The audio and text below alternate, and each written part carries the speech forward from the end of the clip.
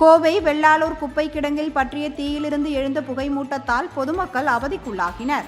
கோவை மாநகராட்சிக்கு சொந்தமான குப்பை கிடங்கு வெள்ளூரில் உள்ளது. சுமார் 650 ஏக்கர் பரப்பளவு கொண்ட இந்த குப்பை கிடங்கில் 253 ஏக்கர் பரப்பளவில் குப்பைகள் கொட்டப்படுகின்றன. இந்நிலையில் கடந்த ஆண்டு ஏப்ரல் மாதம் குப்பை கிடங்கில் திடீரென தீப்பிடித்து எரிய தொடங்கியது. இந்த தீயை 3 நாள் போராட்டத்திற்கு பின் கட்டுக்குள் கொண்டு வந்து தீயணைப்பு படையினர் அணைத்தனர். இதையடுத்து குப்பை கிடங்கில் தீ விபத்து ஏற்படுவதை தடுக்க மாநகராட்சி நிர்வாகம் முன்னெச்சரிக்கை நடவடிக்கைகளை மேற்கொண்டது. இருந்தபோதிலும் நேற்று பிற்பகல் குப்பை கிடங்கில் திடீரென தீ விபத்து ஏற்பட்டது. இதனால் அந்த பகுதி முழுவதும் புகை மண்டலமாக மாறியதால் பொதுமக்கள் மற்றும் வாகன ஓட்டிகள் கடும் அவதிக்குள்ளாகினர்.